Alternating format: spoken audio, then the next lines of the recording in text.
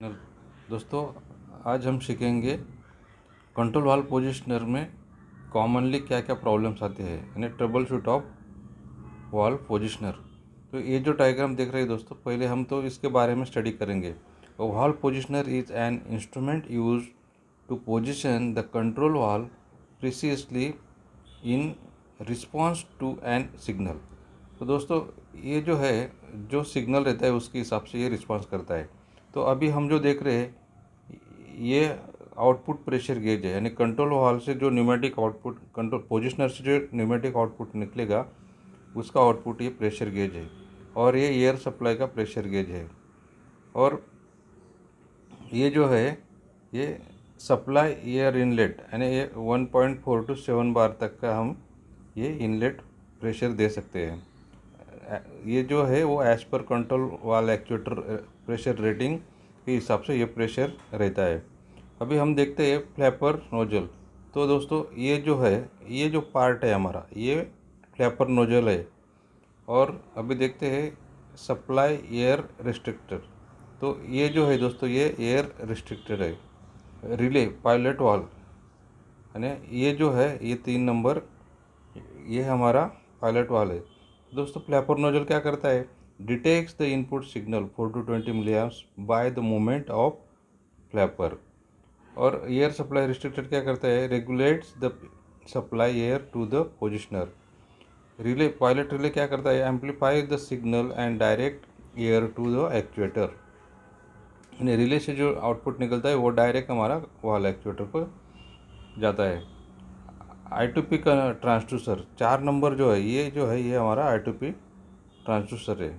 ये क्या करता है? Convert electrical signal 4 to 20 into pneumatic signal 3 to 59।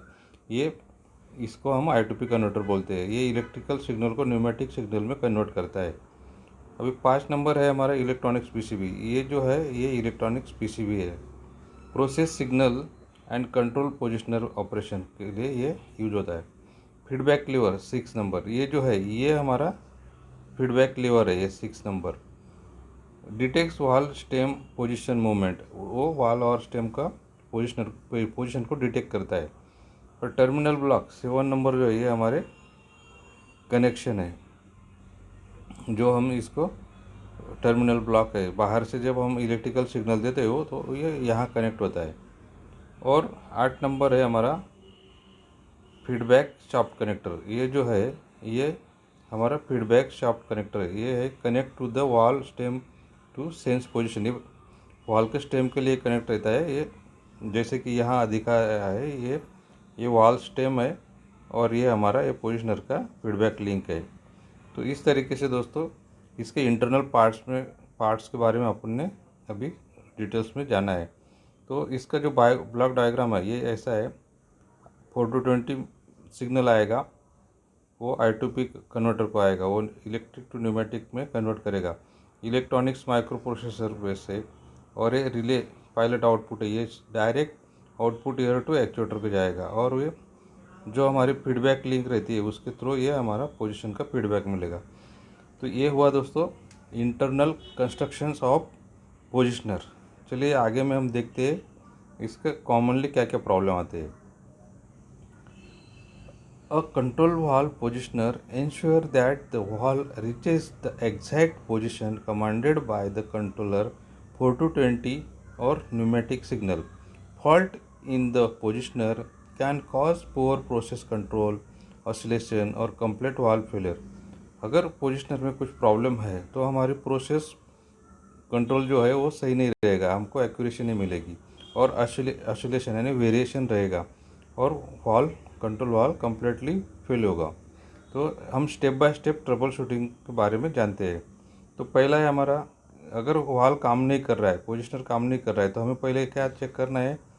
Verify the 4 to 20 milliamp signal, check instrument air pressure, inspect air tubing और leakages, observe whether the feedback arm moves freely. जो feedback link है वो freely move हो रहा है कि नहीं, वो देखना है। Check actuator movement manually, actuator का मूवमेंट को हमें मैनुअली भी चेक करना है। परफॉर्म जीरो एंड कैलिब्रेशन, उसका कंट्रोल वाल्व का कैलिब्रेशन भी हमें जीरो स्पैन चेक करना है। Check valve stem and sticking, कहीं हमारा वाल स्टक तो नहीं हो रहा है, वो हमें चेक करना है। इंस्पेक्ट रिले, जैसे कि हमने पहले डायग्राम में देखा, तो रिले भी चेक करना है। नोजल एंड फ्लैपर असेंबली, इसका मूवमेंट हमें चेक करना है। Verify HART diagnostic to smart positioner, और हार्ट कनेक्ट करके भी हम डायग्नोस्टिक कर सकते हैं अगर स्मार्ट पोजिशनर है तो। Stroke the wall from 0 to 100% and confirm smooth operation, यानी वॉल स्ट्रोक भी हम 0 to 100% चेक कर सकते हैं वो स्मूथ ऑपरेट हो रहा है कि नहीं। अभी हम देखते हैं common symptoms and their likely causes. ये जो सिम्टम है, कॉमनली क्या प्रॉब्लम आते हैं? वॉल नॉट रिस्पॉन्डिंग, तो लाइकली कॉज क्या हो सकता है?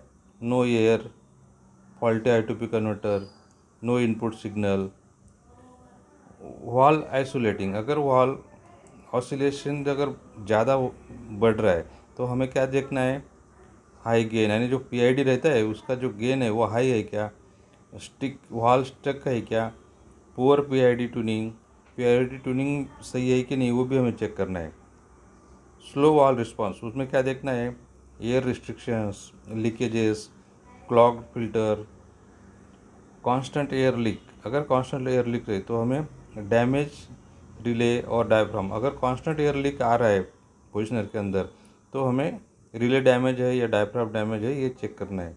वॉल पोजीशन मिसमैच, अगर वॉल पोजीशन मिसमैच है पोजिशनर और एक्चुअल स्टेम, अगर हमारा मैच नहीं हो रहा है तो हमें कैलिब्रेशन एरर और फीडबैक लीकेज इशू है, ये हमें समझना है और वॉल को कैलिब्रेट करना है। Wall fully open, close only, wall या तो फुल ओपन है या तो फुली क्लोज है, तो ऐसे कंडीशन में क्या कॉज हो सकता है? फॉल्टी पोजिशनर और एक्चुएटर प्रॉब्लम। जर्की मूवमेंट, अगर मूवमेंट में अगर वॉल हमारा जर्क ले रहा है तो क्या चेक करना है? क्या हो सकता है? डर्ट, यानी कि जो स्टेम है उस पर डस्ट आ गया। फ्रिक्शंस और वॉर्न एक्चुएटर कंपोनेंट्स, या तो फिर एक्चुएटर के जो कंपोनेंट होते हैं जैसे कि डायफ्राम है, स्प्रिंग्स है, ये हमें चेक करना है। कम्युनिकेशन एरर, अगर कम्युनिकेशन एरर है तो ये वायरिंग फॉल्ट होता है और इलेक्ट्रॉनिक्स मॉड्यूल फेलियर हो सकता है। तो दोस्तों, इस तरीके से हमें पोजिशनर में प्रॉब्लम्स आते हैं और उसे हमें सॉल्व करने हैं। दोस्तों, अगर वीडियो पसंद आया है तो लाइक करें, शेयर करें, फॉलो करें, और अगर कुछ आपको डाउट है तो कमेंट्स में ज़रूर लिखिए। Thank you.